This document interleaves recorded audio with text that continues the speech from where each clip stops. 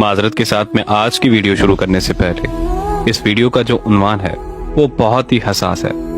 अगर किसी मेरे बहन भाई को मेरे अल्फाज या मेरी की हुई बात बुरी लगती है तो मैं पहले माजरत चाहता हूँ। तो एक मेरी बहन ने मुझे अपनी कहानी सुनाई। उन्होंने मुझे बताया कि कल रात ट्विटर पर एक खबर पड़ी कि एक 16 साल लड़की को इसलिए कत्ल कर दिया गया कि वो कुंवारी साबित ना हो सकी। दुनिया में ऐसे लोग भी पाए जाते हैं जो शादी की पहली रात हम बिस्तरी के दौरान खून निकलने को ही कुंवारापन मानते हैं। बहुत से लोग ऐसी सोच रखते हैं कि शादी की पहली रात खून ना निकला तो लड़की चालू है। हालांकि ये वो लोग हैं जो खुद सारी उम्र गलत कार्यों में गुजार देते हैं, लेकिन इन्हें शादी के लिए बीवी सील पैक ही चाहिए। इसके लिए जो इन्होंने मयार तय किया है वो खून का निकलना है। उन लोगों को समझाने की जरूरत है कि बचपन या लड़कपन में खेल कूद के दौरान या सीढ़ियों के उतरते चढ़ते हुए या रस्सा कूदते हुए या फिर साइकिल चलाते हुए वो बारीक सी झल्ली जिसके हटने से खून निकलता है वो झल्ली फट सकती है। लिहाजा अगर पहली रात खून नहीं निकला तो ये जरूरी नहीं है कि आपकी बीवी बद किरदार है। और कुछ लोग शादी की पहली रात बीवी को ज्यादा से ज्यादा तकलीफ देने को मर्दानगी समझते हैं। उनके नजदीक अगर पहली रात हम बिस्तरी के दौरान बीवी को तकलीफ की शिद्दत से रोने पर मजबूर ना किया तो उनसे बड़ा नामर्द कोई नहीं होगा।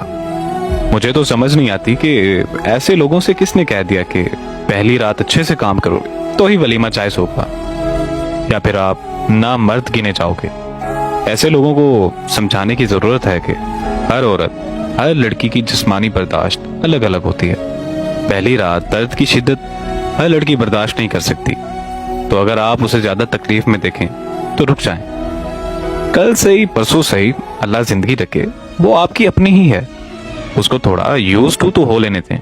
और कुछ लोग शादी के अगले दिन अपने दोस्तों को सुहाग रात के किस्से बढ़ चढ़ के सुनाते हैं। उन लोगों के दोस्त भी उनके जैसे सोच के ही मालिक होते हैं, जो वलीमे की सुबह सुबह दूल्हे को देखते ही सबसे पहला सवाल यही करते हैं कि हाँ भाई कितनी बार, और दूल्हा भी कमीनगी वाली मुस्कुराहट के साथ उंगलियों के साथ तादाद बताएगा और बढ़ा चढ़ा कर बताएगा।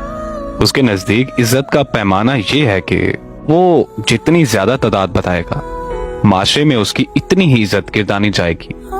उसे समझाने की जरूरत है कि शौहर अपनी बीवी का लिबास होता है और वो ऐसे राज दोस्तों से शेयर करके अपनी बीवी को खुद बेलिबास करता है और अपने दोस्तों के जहन में अपनी ही बीवी के बारे गंदगी का बीज बोता है। बदकिस्मती से हम उस माशरे में रहते हैं जहां माएं अपनी बेटियों और बाप अपने बेटों से इन मामलात पर बात करने से शर्माते हैं।